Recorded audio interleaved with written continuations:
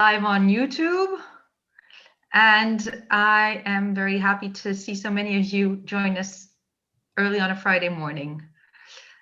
Nicholas, would you like to briefly introduce this session?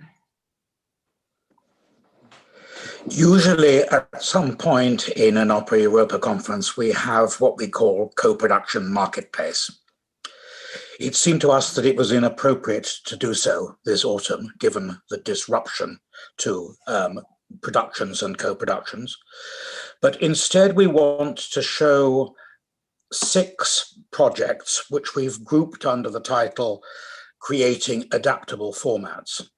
And the idea really came from our colleagues who have been, over the past years, winners of the European Opera Directing Prize, which is sponsored by Camerata Nuova, and in particular, its founders, Armin and Maja Kretschmar. And they have supported what they call transforming opera, and set the task to 3 teams to come up with a joint project on 3 particular titles, Debussy's Pelléas and Mélisande, Korngold's Die Tote Stadt, and Puccini's Edgar. And they have come up with rather different and varying ways of dealing with this task. And we would like to make short presentations from each of them to start off with. Then we will move on to a couple of commissions, projects from ENOA. And finally, we will go to the Netherlands for a project from Opera Today. But I would like to start with the first of the European Opera Directing Prize consortium projects, which is Debussy's Pelléas and Mélisande. And I think it is Sam Brown who will make the presentation. Is that correct? Yes. Okay. Good morning, everybody. I'm going to talk to you a little bit now about Pelléas and Mélisande, which, as I'm sure that many people here know, is a beautiful, strange and mysterious opera that is not driven by its plot, and it's not a naturalistic piece at all, but it's a symbolist work which is driven by its characters. At the premiere, Debussy told his performers that they should forget that they were opera singers. He wanted them to engage so closely with the roles of the opera, and so intimately with those characters that they became absorbed within them. And this led us to our central idea for this transforming opera brief, which was basically that between 3 directors, we should divide the central characters of this love triangle, and that we would work in isolation from one another. And this rather unusual approach to creating a piece of music theatre would reflect both an inherent aspect of this opera itself, namely the isolated natures of the characters and their inability to communicate adequately with one another, and indeed our current world situation, as well as being an approach that would be practical with regard to differing COVID regulations across the world. I'm going to share my screen with you now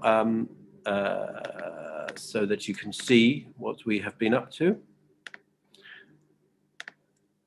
Sorry, I should have done that already. Here we go. I hope everyone can see that. So this is our proposed project, Pelléas and Mélisande Reimagined. So we took as our starting point an existing reduction of the opera by Marius Constant and Peter Brook, which was created for the Bouffe du Nord Theatre in Paris in 1992 after the success of their production of Carmen. And it reduced the length of the opera to 90 minutes, but retains the inherent dramaturgical structure of the piece.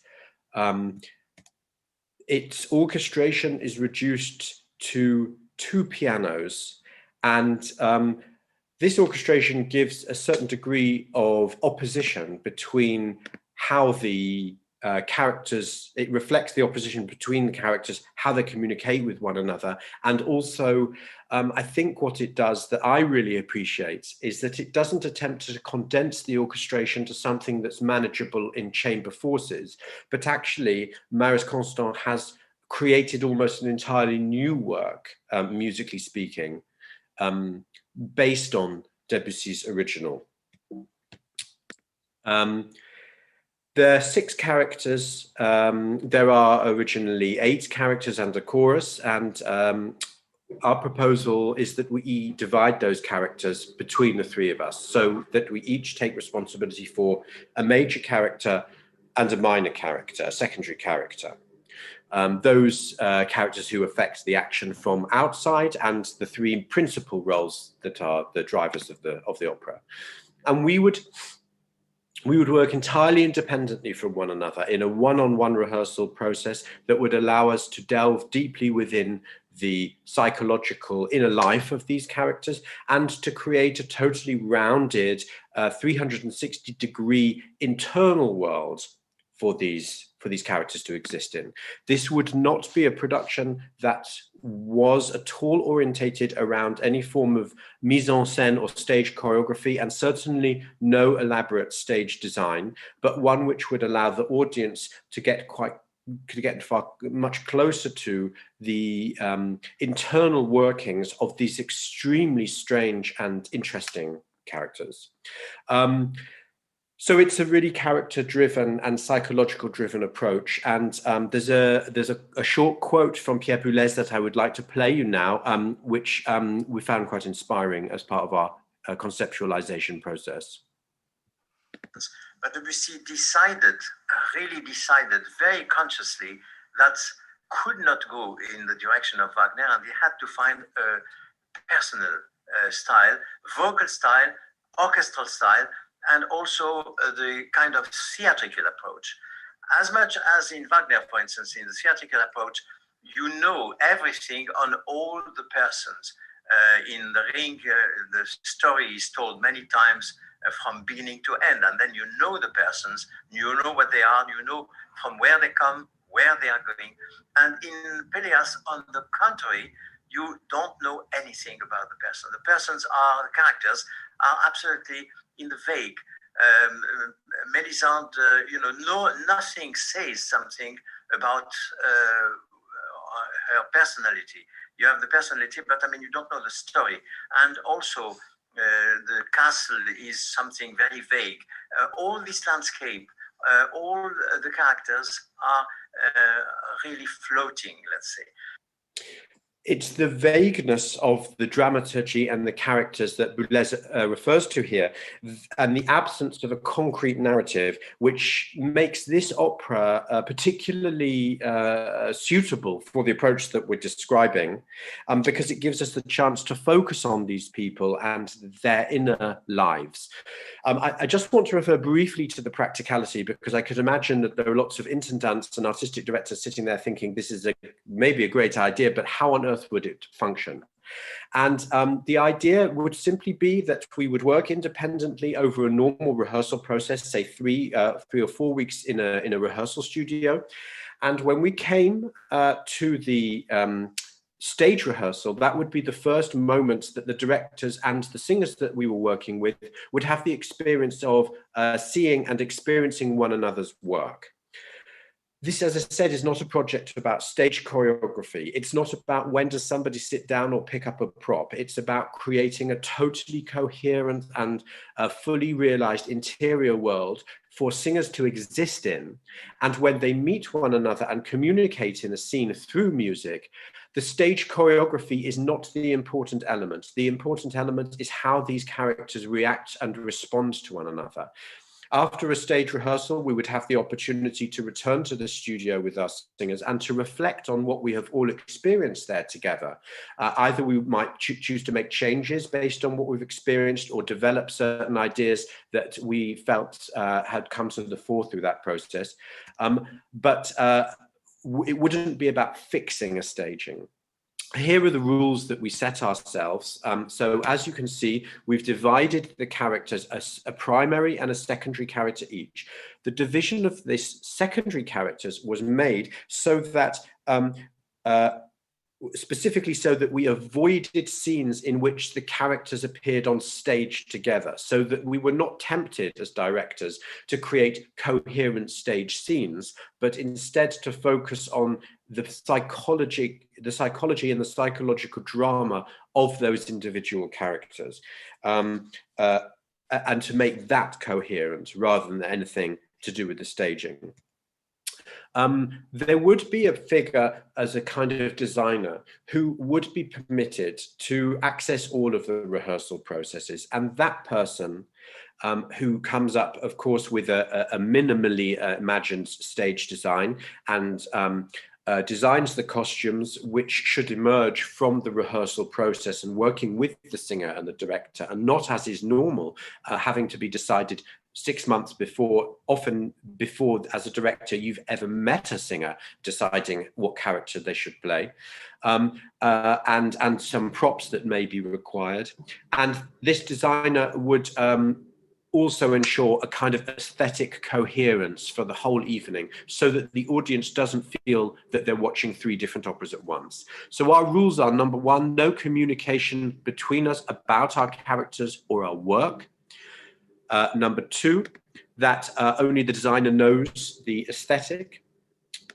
And number 3, that we all have access to the same primary sources. So the original play, Debussy's adaptation of that play into a libretto, and the reduction of the libretto for Maris Constant by Peter Brook.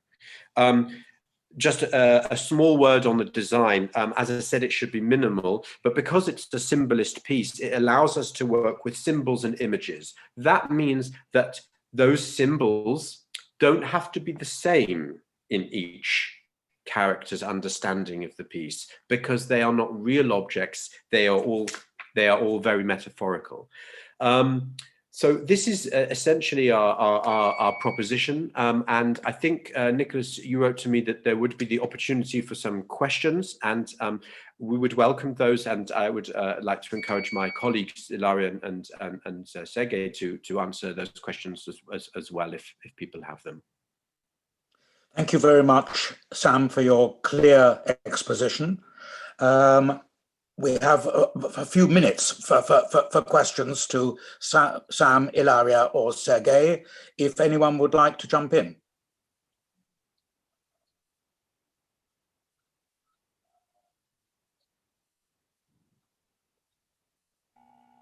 Can I? This is Please. Ulrich from Berlin. Please, Ulrich. I just wanted to ask if I have understood it in the right way. That means that you there is no blocking for the actors or for the singers. It means that they really meet each other on stage, and you expect that the reactions of them will work together without disturbing them in acting and singing. Is that right? Thanks for asking that question. Not only would there not be any blocking, but I think that word wouldn't even enter into the vocabulary. Part of the idea for this came from me feeling like I've spent a very long time often essentially choreographing a large-scale production, and about when things should happen and how they should happen. And when we thought about this project and how we can approach music theatre in a different way, one of the main things I wanted to achieve was to free myself of that obligation. Because actually, perhaps it's not necessary. Maybe the most interesting work happens spontaneously on the stage between artists. Of course, this doesn't function for the riot scene in the Meistersinger. You know, you cannot apply this approach to every work. And indeed, I would struggle to think of other pieces, perhaps that one could apply it to. I'm sure I would have to spend a long time thinking about that.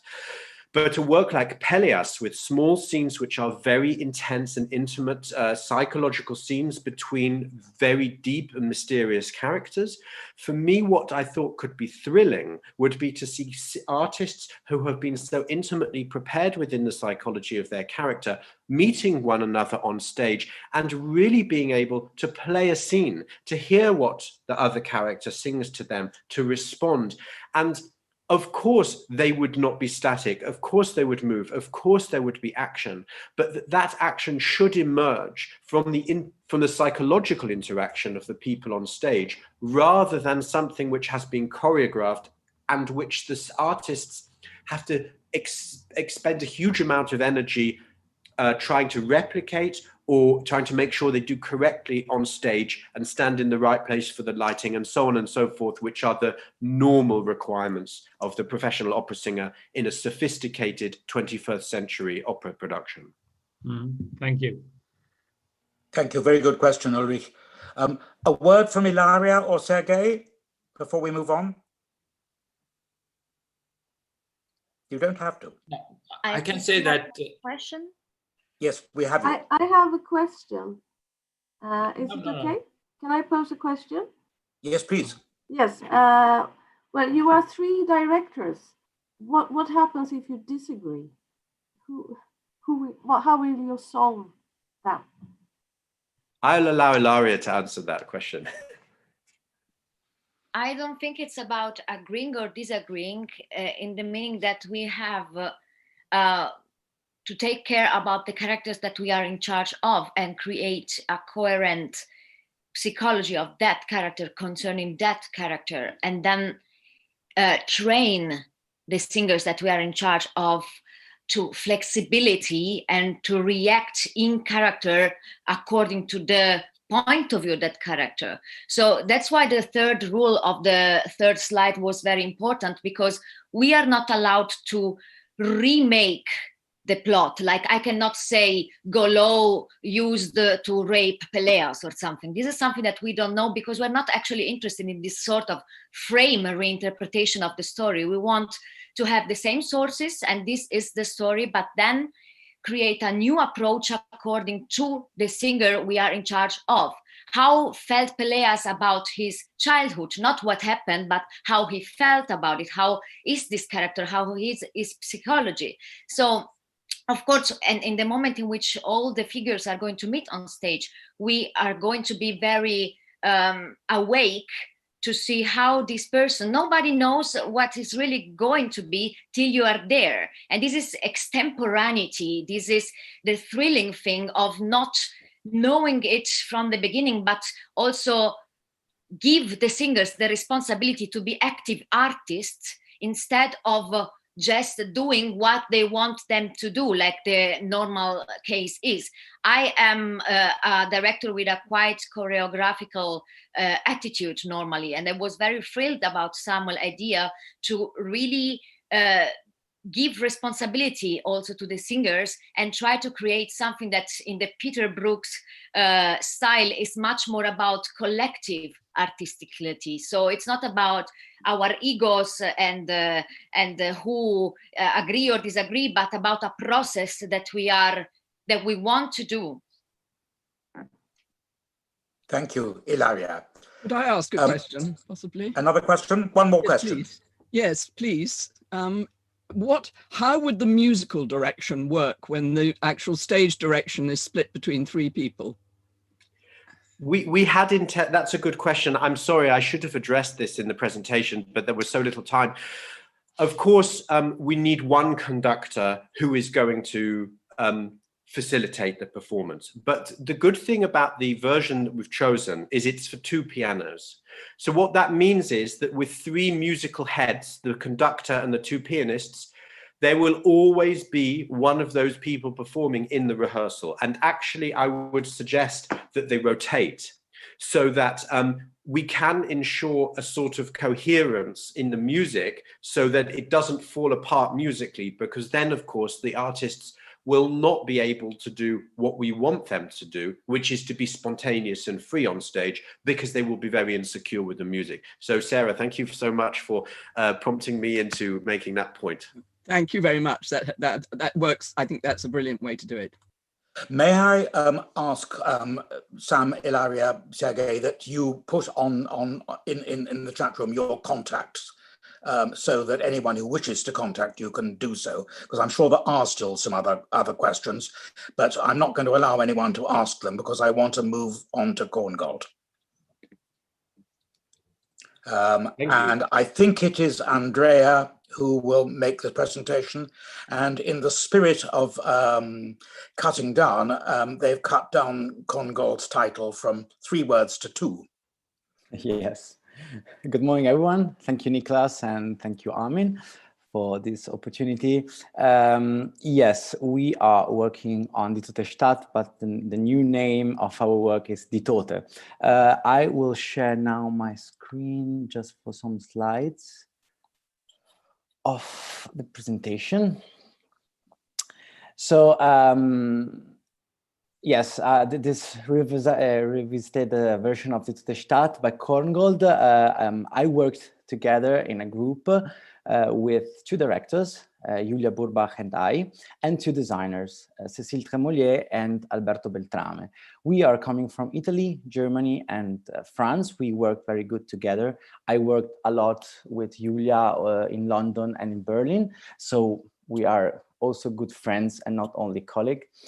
We are still working to find the composer and a video maker, but we know that the cast includes 2 singers, soprano and the tenor, and 5 actors with a small orchestra. We worked on the classical opera Die Tote Stadt, and we created a short version where we decided to enhance the experience of and the participation of the audience. So the audience is really important for us, and we divided this experience in a journey for the audience. First of all, I will not speak about the story of Die Tote Stadt, but I will explain a bit the concept of our story. We started from an idea of understanding how we could tell this story today, and in particular the 3 main characters, Paul, Marietta, and Marie. Our idea is to create a very intimate and intense portrait of Paul, this deeply traumatized man, involved in a lethal love triangle. It was important for us that the violent act against a woman should not be trivialized. So this violence was supposed to become a problem, not a resolution of the problem. We shifted the point of view to tell this opera in a different way, from the realism to from imagination to realism. So the facts not longer happen in Paul's mind, but actually happen in the real life of Paul. We decided to present Paul as a serial killer with a wide emotional range. So the relationship with his parents and his restrictive Catholic education has instilled a deeply rooted guilt complex in him. In our story, Paul is obsessed by women, in particular by Marie, an idealized version of a woman. So not her real dead wife, but a sort of Holy Mary, a Madonna figure elevated above all other women. Marie represents the subconscious of Paul, a sort of alter ego that is controlling him every time he has interaction with other women. So Paul already killed a lot of women, and when we meet him, he is together with Marietta, his last conquest, a young actress that Paul kidnapped and took to his apartment. A very important aspect of our project, as I said, is the audience. Our idea is to involve the spectator as an active part of the narration, taking him on a real voyeuristic journey through the disappearance of Marietta. It will be so a prominent piece divided in 3 different layers of storytelling. These layers are the web page, the maze, and the apartment. The web page. The web page is a pre-show moment. Here people from home can go on the internet watching a stream of consciousness blog of Paul, a sort of mysterious visual diary to enter in the mind of the serial killer. So in this web page, we will find visual references that then will return also in the live show. The second narrative layer and the first show moment is the maze. It is a promenade experience where people are free to walk divided in groups, and they can explore a pre-story scenario of the missing Marietta.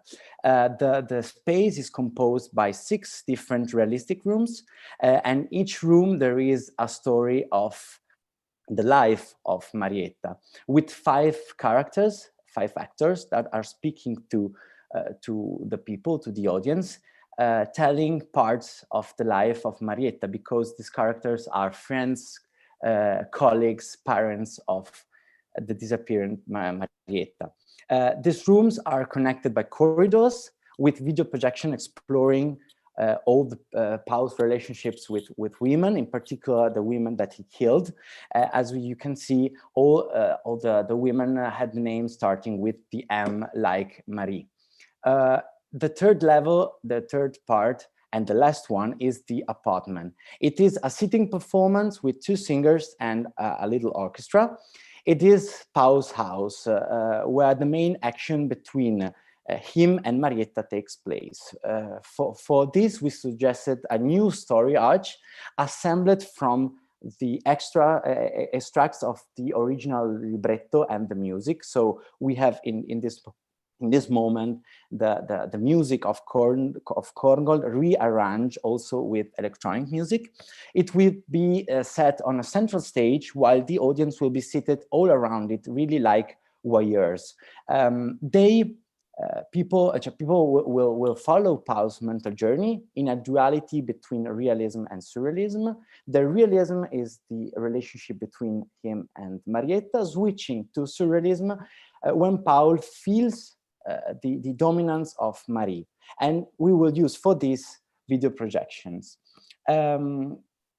We wanted to develop a new scenic format, not only to respond to this COVID pandemic situation, but also to propose a very different way to stage a big opera, which normally requires a huge productive effort. So this can be an opportunity for opera houses to create new stimulations for opera lovers, but also curiosity for a new audience like young people. This also because influences will including video art, installation, and electronic music, as I said. So with a strong desire to attract new people in our opera world. The design structure, we created this circle, this eye, but it is really flexible, as well as the dramaturgical structure, depending on the space of theaters and the production. Inside the theaters, we can use, as you can see in this drawing, the main stage, but also we can divide the maze from the apartment using different spaces like rehearsal rooms, the foyer, corridors, and also the main stage. But this structure, this project can be installed also in peripheral areas of the cities like suburbs and in unconventional spaces like warehouses or industrial seats. This really also to attract a new audience. The opera is very condensed, intimate, so the audience is really involved in the plot from the beginning to the end. So we want to allow people to create his own version also of the story, collecting different part of the story and making at the end his own puzzle. So really like a voyeuristic journey, confronting the relationship society has now with the passive consumption of violent content. So this violent act against a woman has to be something also journalistic and also a public opinion theme. So we are really happy because for now this project we have a producer, a co-producer that is interested in this project. The Haydn Foundation of Bolzano and Trento here in Italy is interested in co-producing this project for the opera season in March 2022. But of course, we need other co-producer. There is an interest from the Luzern Theater, but we are very open for and happy for other theaters. If you have any questions, I can answer. And if you want, we can send then with Camerata Nuova all the material and all the infos for this project. So thank you very much. I had not too much time. If there are any questions, I'm here to understand. And thank you, Andrea. Any questions?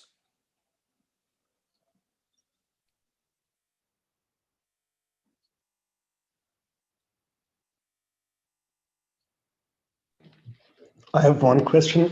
There is in the second act of the opera, there is the scene of a theater troupe. Does that play any role, or is that omitted in your project? No, this is the theater group is played by an actor in a room. So we decided to take this moment of the Totestadt just in the life of Marietta. This moment is something that is inside the story of Marietta. So we will find a friend or a colleague of Marietta in a dressing room. So we will hear music from this scene in this room. But in the apartment, we will choose just the musical moment of Paul together with Marietta, and some musical moments like the procession. So really moment that can underline the psychological aspect of Paul. So we are also very open on the structure of the musical structure by working also with the composer. But so we are still waiting to work on this. Do you have an estimated time? Running time? Yes, the first part, so the maze is 20 minutes, 30 minutes, more or less. And the second part, it's 54 minutes. So 45, it depends. It depends, 1 hour can be more or less 90 minutes also for us. Yeah, thank you. One other question?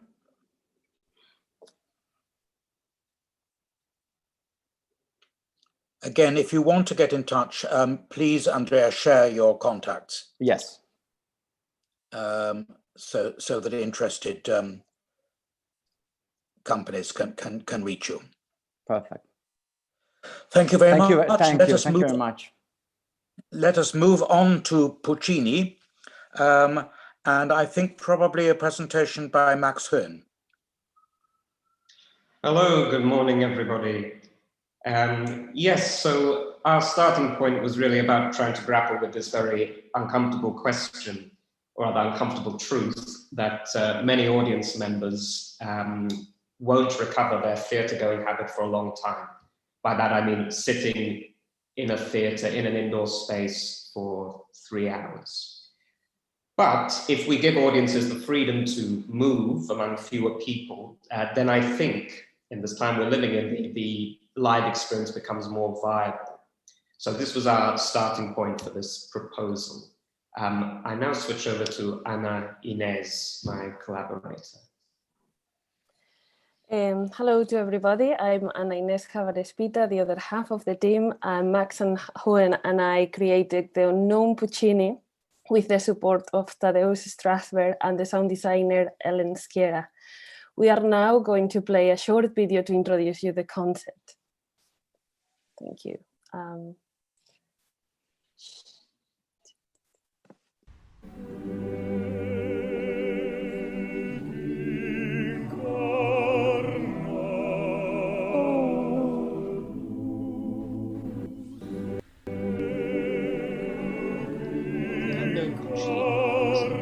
Installation where an audience is guided through a series of curated spaces to the accompaniment of live music. And the Unknown Puccini The format we have in mind brings opera much closer to the experience series of curated spaces, an art to the accompaniment of live music, compared with a pre-COVID. The format we have in mind brings opera much closer. The choice of music is focused around Puccini's early art installation or second opera Edgar, compared with a pre-COVID for chamber ensemble and theatre.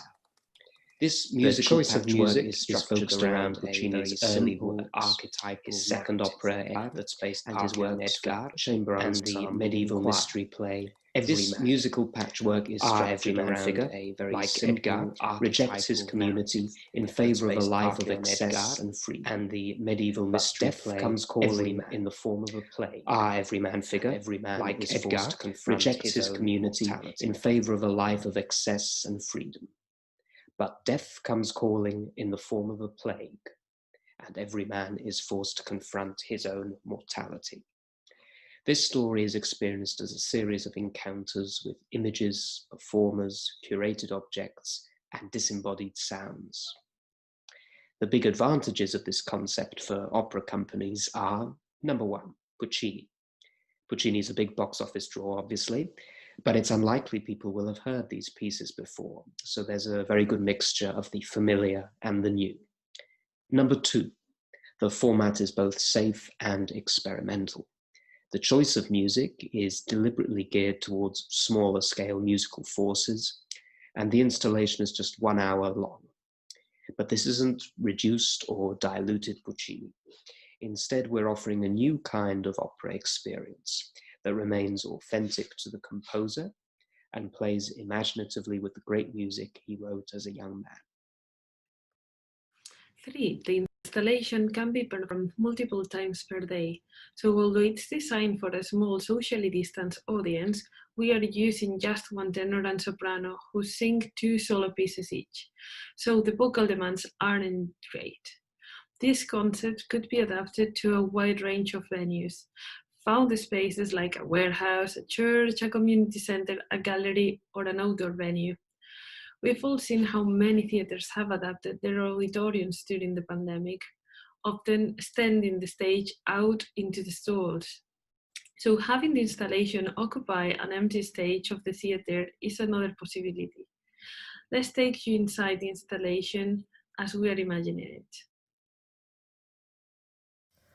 An audience gathers in a dark, candlelit space with a censer swinging from the ceiling.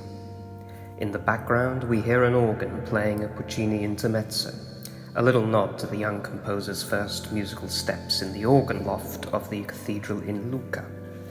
The show begins for real as the audience moves from this place of religious ritual to a new space, overflowing with images and sounds of nature. The music here is the Edgar Act 1 prelude and soprano aria O Fior del Giorno. This atmosphere is erased as we hear the crash of the opening chords of a dance from Puccini's first opera, Le Villi.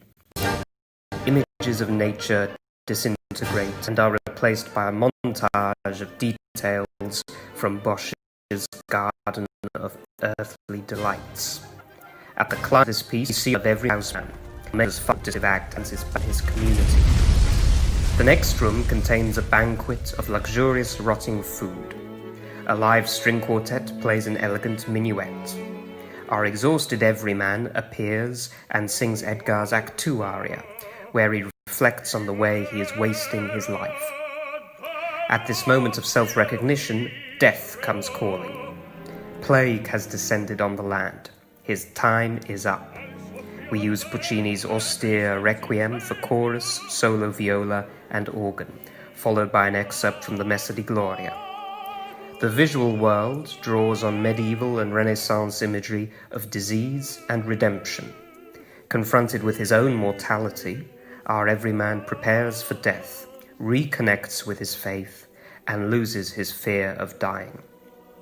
The final chapter of the installation uses music from Act 3 of Edgar, culminating in the soprano aria Addio mio dolce amor. The imagery shifts to something more contemporary and less figurative, the strangely beautiful microscopic films of cancer cells dividing. We finish with the audience encountering a string quartet playing an elegy, Chrysanthemi. No imagery, just a direct encounter with the music and an opportunity for a healing moment of deep listening. 2020 has felt in many ways like a return to a mindset more akin to the Middle Ages, where Puccini's Edgar is originally set. The search for new spiritual values in the face of a pandemic feels like a story worth telling, and one that is so universal it leaves room for this multi-sensory format that we're proposing. We're now going to play a sample of the material we've been exploring to give a flavour of how the imagery would interact with the music we've chosen.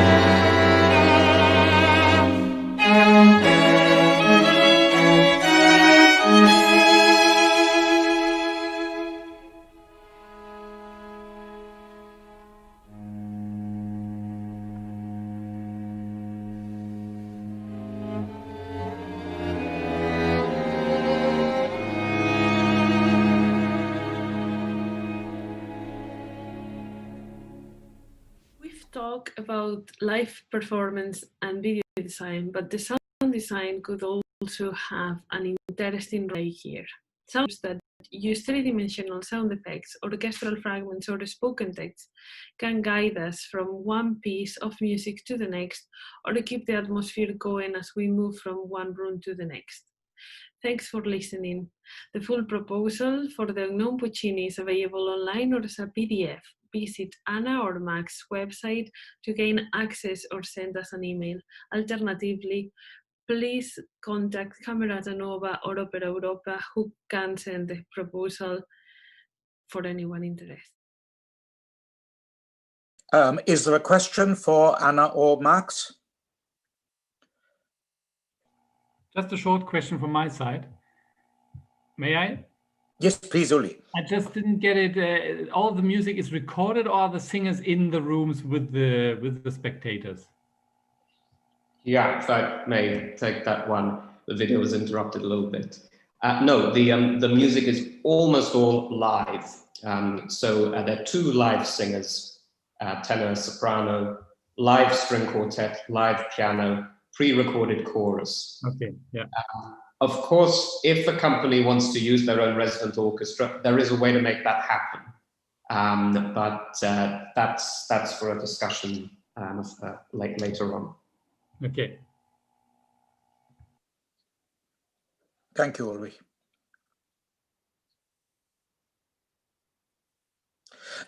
Thank you, all of you, for your very splendid presentations. and indeed to Armin and Kamarat and Wolver for coming up with the idea in the first place.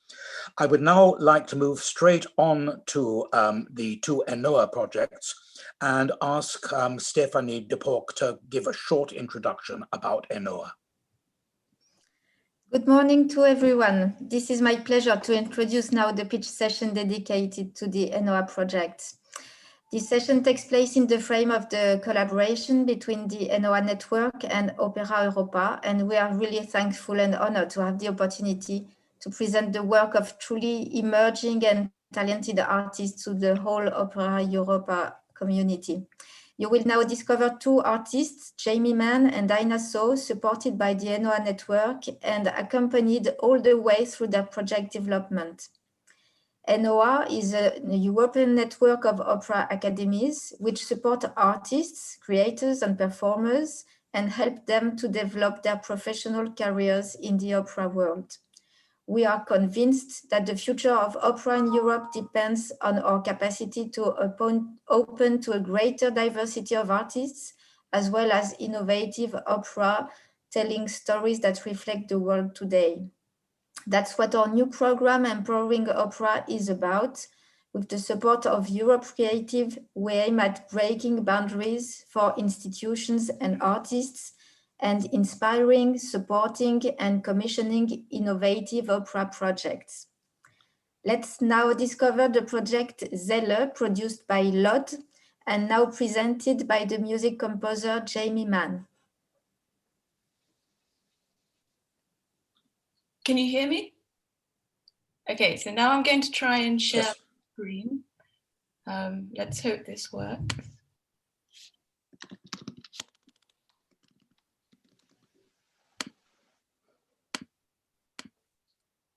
You can see the screen? Great. Yes. Yes, so hello from Ghent. I'm in Ghent in Belgium. Well, this week we've just been starting to put together some scenographic pieces and to explore material in the studio. For me, form is something that really comes out of material. It comes out of why it is you need to create. It comes out of the sound, and it's very much an organic process, which then ends up in something which, I guess, if what you're doing is interesting, the form will itself be new and interesting. Zelle, the foundation of Zelle is really the need to express the gap between the complexity of what is really real and our limited perception of reality. I think imagination is really the greatest tool we have, in fact, to understand the complexity of the world around us. And part of that is taking the time to really look at the simplest things. And I think when we have the time to really look and to listen, we find that actually what we think we understand of something has a much greater complexity and a slightly different life to what we might have previously imagined. So on your screen now, you see a blue circle. I know we have the faces of everyone else in the discussion. The right is a bit distracting. But if you could really try and focus on the blue circle, when you look right into the center, after about 5 seconds, if you keep looking, the edges of the circle start to move and they start to become very strange. This is something that really fascinates me, that the longer we look in the center, the stranger the peripheral of the object becomes. That, and also the sound world of no theater. No theater is, which you probably already know, is one of the oldest forms of theater. It's traditionally sung by men, but my no theater artist is a female no performer, and she has an incredibly deep and rich voice. And so what I'd like to do is just play you an excerpt of a piece we made in 2017. And at the same time, if you really look deep into the center of the blue circle, it's a sort of magic, I think.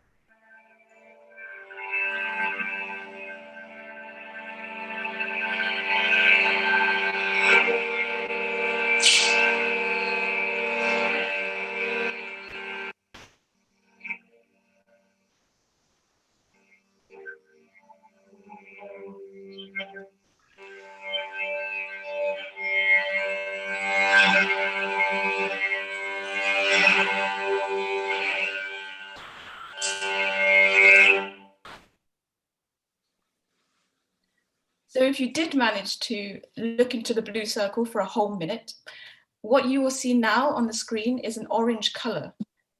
It's a sort of fading orange object.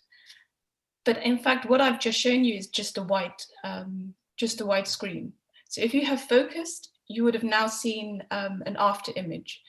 And this after image for me is really exemplary of the what's created in the imagination of the viewer and the distance between that and what we tell on a stage or give in a space.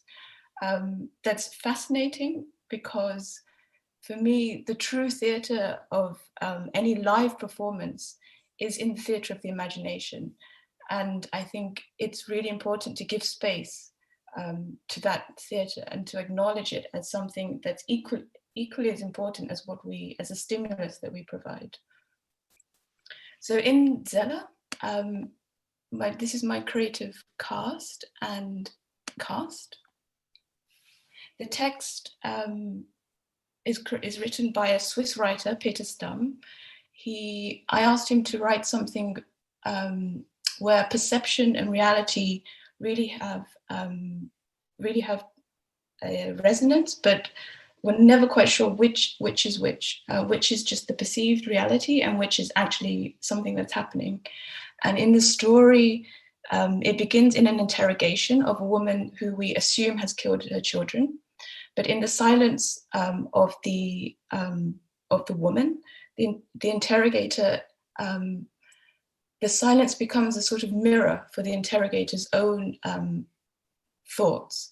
And through the process of the story, we start to question what was really real and what was really an invention of the interrogator's perception through questions and through scenography. My scenographer is Ezra Veldhaus, who is she's more from the visual arts. She's a painter, but also working a lot with light as scenographic objects. Fredrik Tjorensson is a Norwegian fashion designer based in London. And together, in a way, we're creating wearable materials, which can also be translated in a scenographic environment. And everything, in fact, everything that seems to be material can become immaterial. And the dramaturg is, in fact, a music philosopher, Thomas Arian. He has very interesting ideas about how we listen to music, what we do in our brains when we listen to music, and specifically why music is so powerful in situations of torture and also in situations of therapy. On stage, we have 6 performers. Steve Katona is the countertenor, and Natasha Young, who is a soprano. Their voices kind of find each other in a sort of Pergolesi kind of world. And in fact, they're the 2 performers who are native German speakers. And within the whole cast, we have 6 languages. So language, it's really a piece that's not told through words. Language is something which is, for me, another color, another musical object. And so it's a sort of, I don't know, maybe it's a kind of post-Vivier sort of world. We have electronics and percussion and electronic guitar. The electronics I'm using is a 4D sound environment, which is most commonly used in nightclubs, because with DJs you can then live perform sound objects in the space as you're playing tracks.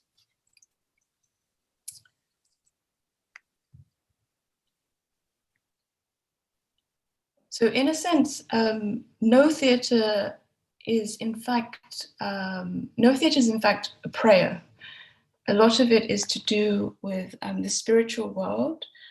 For me, it's to look beyond the limitations of perception is also connected very much to the, I guess maybe the Herzog idea of ecstatic truth, that to look really into beyond reality, to look into the real is really the most interesting thing that we have as human beings on this planet.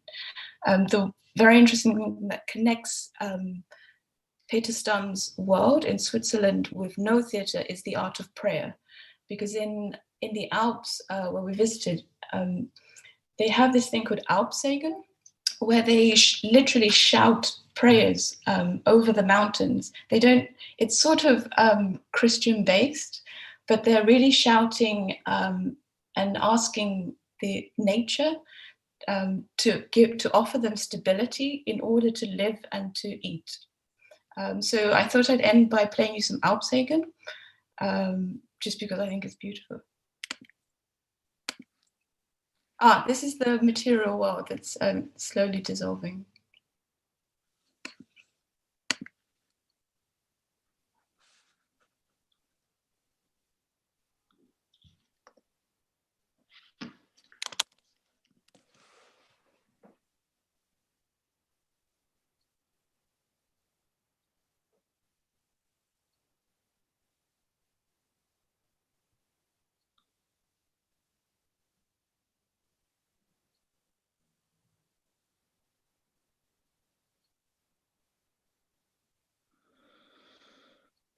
Or more visually inclined.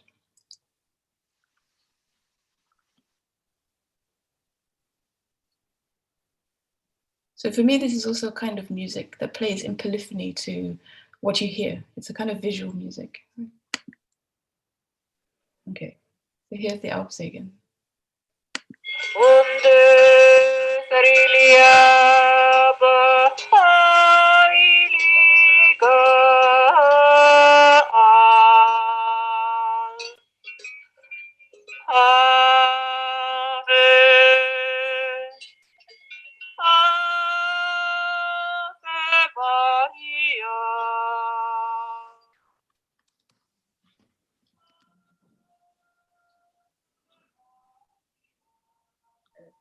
I find it wonderful. Thank you very much. Thank you, Jamie.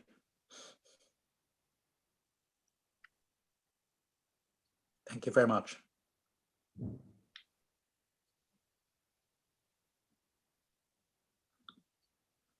Next project, please. Diana. Hi, everyone. Can you hear me? Yes. Yes, great. Yeah, sorry, I forgot to unmute my microphone. Well, I'm Diana So. I'm a composer, and I'm going to be writing the opera called Façon tragique de tuer une femme. That would be translated as Tragic Ways of Killing a Woman. I don't know any untragic way, but I hope you can hear me out in 10 minutes why this opera needs to be written. The text would be written by Richard Lubezki. He is a librettist, but he's also an actor and a percussionist, and he's a man of the theater and best known for his collaborations in the early works of Georges Apergise. And before I begin, I would like to show you a short clip from a video that we did during our residency, an NOL residency in snake malting. Let me see if I can successfully share my screen. Okay. This is how it works. Can you see the YouTube video on my screen? Desktop one. Oh yeah, this one. Share. Okay, can everyone see the YouTube video? Okay, so that's, here goes.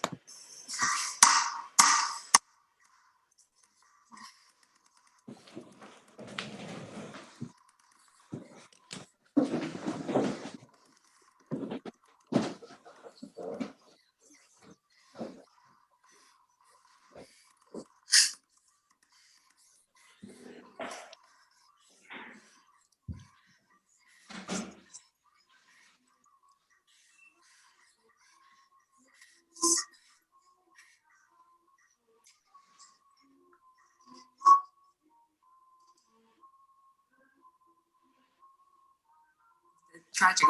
Okay, so that's just a mini clip of them chopping up vegetables. But that's actually all written out music. So before I go on as to how we got to that scene, let me tell you a little bit about the what this opera is about. It's a one act opera about the disparity of treatment between men and women, and it explores systemic violence and domestic issues with a focus on power structure and the notion of dominance in a heterosexual relationship. So the opera is set in an apartment block where we are privy to the lives and happenings within the 3 apartments. And we see 3 main female characters: Ophe in her 20s, Ophélie in her 30s, early 40s, and Ophelia in her 50s and 60s, an older woman. So throughout the course of 80 minutes, we will gradually reveal that these 3 women are actually one and the same character at different points in her life. And what we thought previously were neighborly interactions and commentaries were about false dialogue across time and space. There will be no orchestra. There will be no instrumental ensemble. And besides these 3 female singers, we have 2 male performers, and they need to be in really good physical, they have to have really good physical sense of rhythm. And there will be an offstage vocal ensemble that will sing out the inner thoughts of the female characters. So the entire mise en scène, the stage will be amplified. The objects on stage will not be used only as props, but they're actual music makers.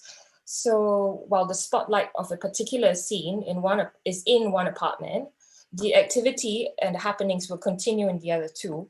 And each and every sound producing action, including chopping vegetables, moving a cup, etc., will serve as musical accompaniment.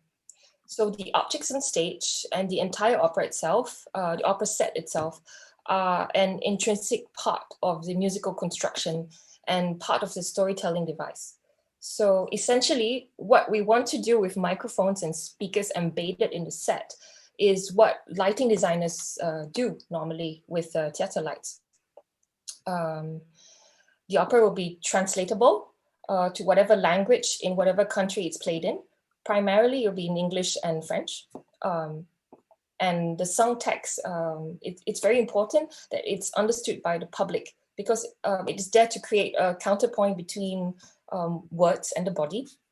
And we aim to create a situation where we actually see how the thoughts of the character, sung by the vocal ensemble, the actions of the character, and the actual dialogue or text that is sung.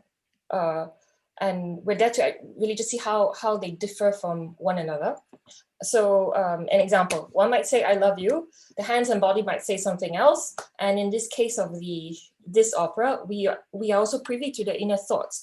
And this subtext is very informative, and it informs us about the distinction between what a victim of abuse might say and what he or she really thinks, especially with the abuser in the room.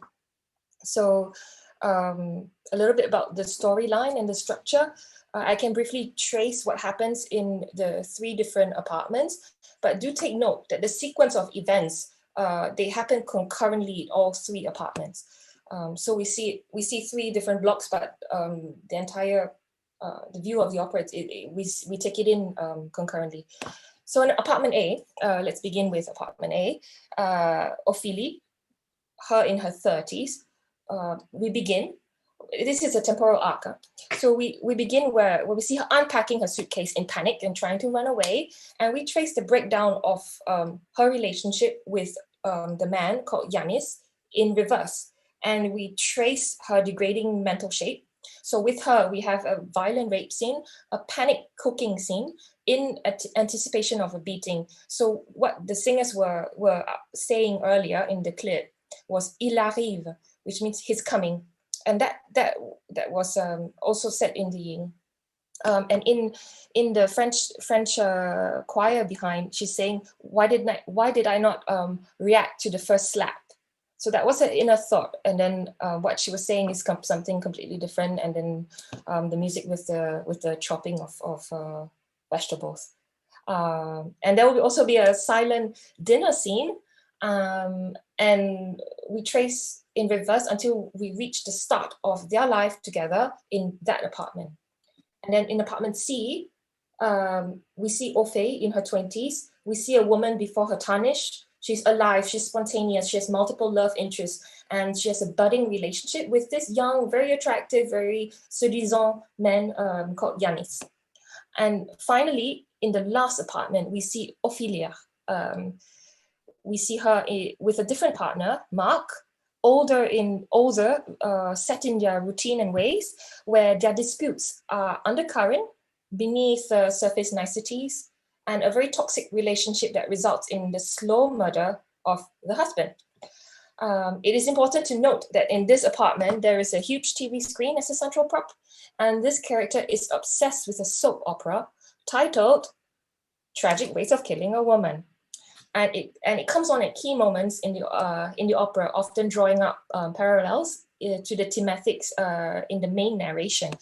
And this soap opera has to be pre-recorded. So just a point about the titling: tragic in the sense of the Greek tragedies. Not that's what I mean in the titling of the opera.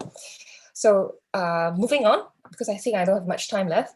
Moving on to technical requirements and where we are now in terms of partnerships and the projects. We're currently going to do a sound research residency where we can work closely together with a stage designer and a stage director. I feel it's completely essential that we start a project like that, and a sound designer to fully integrate the set design and to make the opera in a way transportable and easy for touring as well. Yes, we currently have the confirmed partners of Bouffe du Nord, Théâtre des Athénées, Festival Présence de la Radio France, MC2 of Grenoble, and Snape Malting. And we have potential partners from NOA that has expressed interest. So if you are interested, please contact me. I'm Diana So, and you get all my information online. And I've uploaded certain samples and certain scenes of the libretto onto my webpage. It's dianaso.com/projects-page. And before I go, I would like to leave you with another clip from a video, again from the residency that we did at Snape Maltings. It's a different scene, the one with Ophelia, the older woman. So share screen. Okay, shared. There we go. Way I'm writing for the bodies of the singer.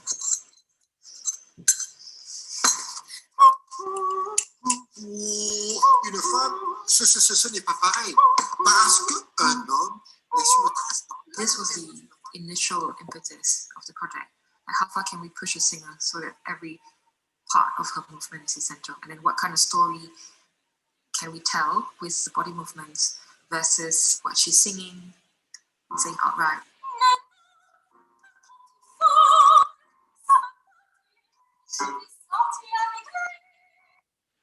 Okay, I'm going to stop the share. If you have any questions, there's 1 minute. Anyone, any questions? I have one question. Are you looking for co-production partners, or are you looking for houses where you can show your production as a guest? Both. Okay. What would be the difference? I think the difference is because we're at the early stages of rehearsing, of deciding who the theater, the stage director is. We haven't really decided yet. So if you come on now, then we work with all the existing partners, and it's right at the genesis of the project. But after 2023, then it would be more of something where we go on tour with it. It's a project that's already made. I welcome all inputs at this point, because I think it's very important to see what the initial reaction is, and how we can take this project and, well, culture is contextual, let's put it this way. So we need to start early with as many partners as possible. Yeah. Do you have a world premiere date envisioned? Yes, I think the producteur délégué, the executive producer, he would like to do it in spring 23. which is at the moment very comfortable for me because I can do a sound residency. I would like to make sure that everything is perfect sound-wise in terms of our experimentation before we go into really going away and writing the project and then producing it and then rehearsing. So 23 spring seems very doable at this point. But we can't delay. Come on, hop on the bandwagon. Any other questions? Yes, I completely understand. I'm Laura from Hanover. I completely understand Berthold's point because you're conceiving of a piece, which I find artistically very interesting, where all of the components are all part of one artistic concept. How do you imagine this piece? What does the further life then look like? Because you see, if there is one production and it tours everywhere, then the production and the work itself are identical. Do you imagine that the piece that you're writing eventually can be directed by a different director or have a different setting or completely different performers? Do you understand my question? Yes, I completely understand the question, and it's a very legitimate concern. It's a good question. What will be different with each production, really, if you think about it, is the language, because I think there needs to be an immediacy. So if we're performing it in Hanover, it will not be the same performance if we're performing it in the UK. First, in terms of language, yes, and then the body language. I mean, we don't have the same gesture depending on where we live. That is quite clear. So my interest as a composer at this point in time is there are certain things I can do and say, and in a way control on the piece of paper and say, you can slide a cup, but a person in front sliding a cup and a person in Singapore sliding a cup, it's not going to be the same thing. Right. So the point of the sound residency is to decide with the person that's doing the world premiere, the stage director that's doing the world premiere, how are we going to go about presenting this? And with that information in mind, we can then negotiate where we have negotiation room of what's your responsibility as a stage designer, what's my responsibility, what's his responsibility as a sound designer. And from there, we will then know how transportable this project is and how we can transport this project so that, for lack of better terms, the buyers after 2023, then we can then give them more information. Yeah. What I mean by hop on the bandwagon now, it means what I'm trying to say is that if we can have input, more input, like this kind of questions, and then how should I put it? It's really helpful. It's a different way of conceiving a piece. It really interests me. I think you're not the only composer thinking about physical movement and thinking so holistically in terms of a competition. And I find this really, really interesting aesthetically, but it makes it harder to envision that the work itself has a longer life or what that could look like without sort of recomposing it from the start when it moves around. You see? Yeah, I think there's a lot of room for negotiation in terms of composition. Yeah, find the right. But we just need to find it, and I think using the sound residency and a year to find it is perfect. I don't want to come into a situation where I control everything, and that's not the point of opera. Right, it's a team thing. Yeah, exactly. Diana and Laura, I'm going to interrupt you and ask you to continue your negotiation outside this. Curious artistically about it, yeah. But thank you, Diana. Thank you, Jamie, for fascinating and imaginative projects. Really worth running with. And thank you, Enoa, for bringing them to our conference. We've run out of time, but I'm going to carve a little bit of time because we've promised to Opera Today a short pitch, and I think Stefano Simone Pintor is going to make it.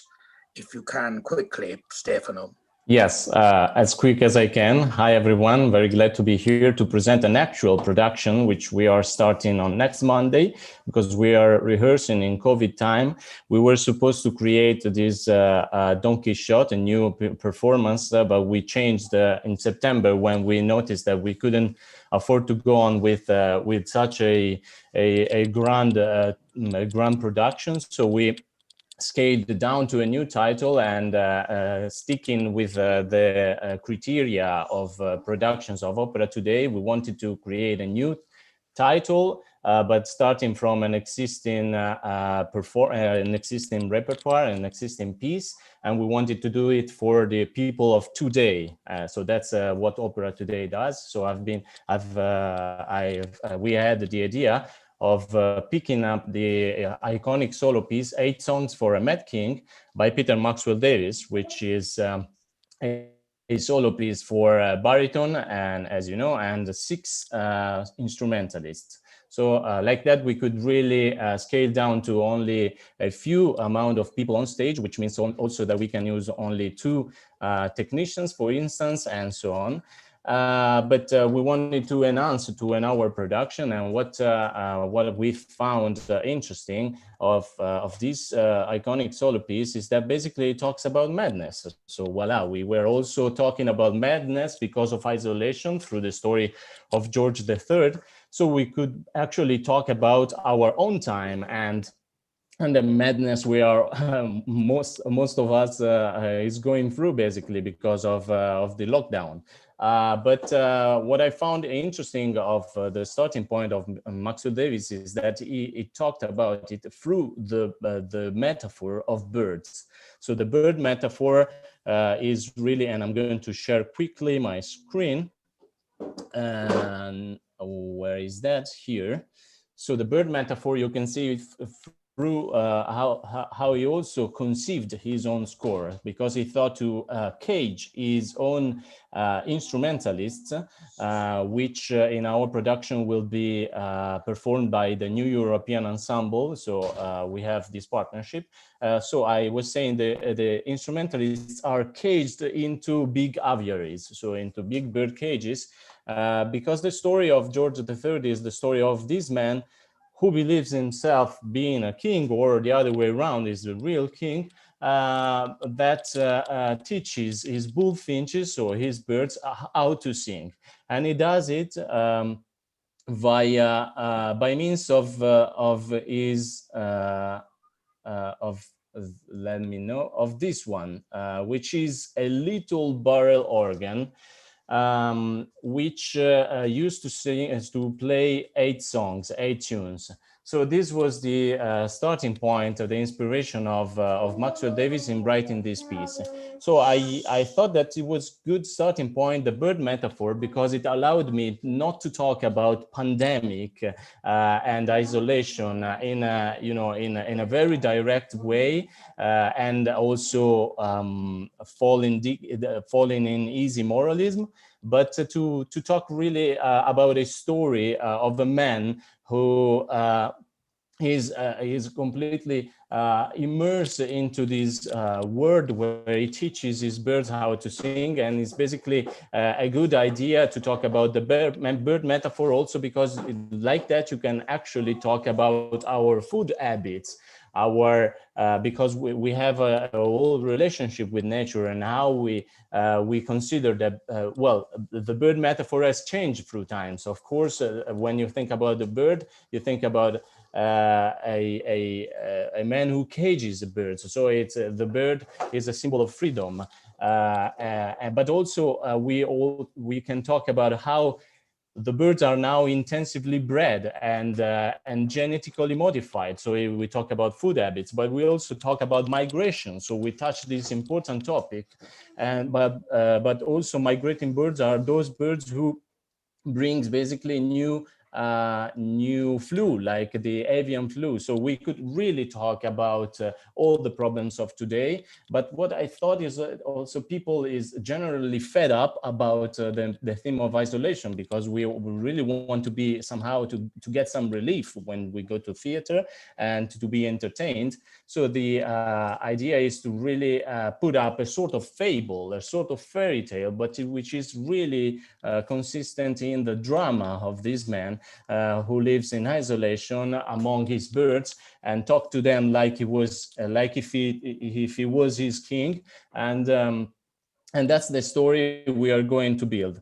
Thanks to this starting point of the barrel organ who George III used to play, we established a good partnership with the Museum Spelklok in Utrecht, which provided us a real barrel organ, like an ancient piece, which is called the Hensbench, and they are going to be in partnership with us. And in the next picture, and this one, you can, this is the poster we've created for our performance, where you can see this sort of Big Lebowski type of man who doesn't have any more self-care of himself, which is basically our own story when we are living and working from home among this disrupted place, which should be the cage, his own disrupted apartment where he lives. And this is one of the instruments provided by the Museum Spelklok, which provides also the experience and the know-how on how to write music for this organ. The music we also put into this story is the music of Handel, because of course Handel was the composer of the Crown by the time of George III, and Peter Maxwell Davies quoted himself also music from Handel into his piece, like for instance from the Messiah, from Comfort Ye, and he uses all these quotations as musical objects, he says himself, to create a song cycle. So what we did is we created in the end 1 hour performance made by means of pieces of Maxwell Davies played with a real barrel organ and other mechanical instruments and mechanical birds and sirenet, etc. Also the songs of Peter Maxwell Davies, and together they are connected by a composer, Brendan Fagery, who's based in Den Haag, and is going to create together with me on my scenario the performance.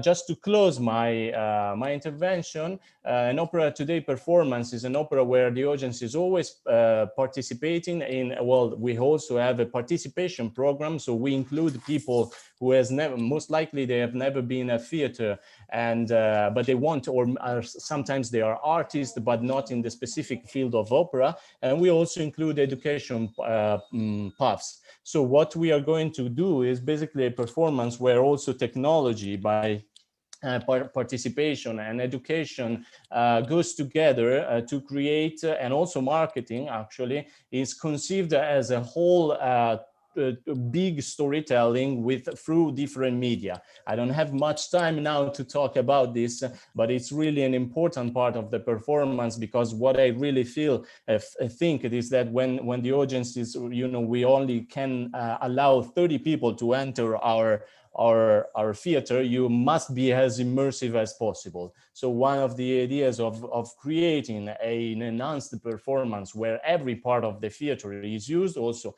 the foyer, even outside, but also our landing pages on internet, and also a magazine, and etc., is the idea is to use transmedia storytelling to talk to our audience about a consistent topic of nowadays, disguised as a good story, a good entertaining story, even a fun story on stage. I thank you very much for your attention, and I will leave you maybe my address, and Alice Kubler, who is the general manager of Opera Today. If you have any further question and we are of course open to a co-production or in anyways a partnership, but this tour is already, we have luckily 24 performances through the whole country, Holland and maybe Belgium, where we are already touring. So this is a possible production now because it's conceived to be like a Russian doll. We can take out, but we are keeping the core of what is an opera today production, and we are now able to do it through the country, and 24 performances are still sold, already sold, so it's possible. Thanks. Thank you, Stefano, and congratulations. And sorry to rush you like this, but thank you for all your fascinating projects. Audrey, do we manage to segue straight into the next session? There's no time for a break. There's always time if you make time, but I think everyone is here, and if we give people a break, they'll never come back. So yes, Dubravka's here, and I suggest we go straight in. Do you want me to introduce it? Please. We've been talking about creating adaptable formats and new work. The next session is about adapting programs to current measures and restrictions.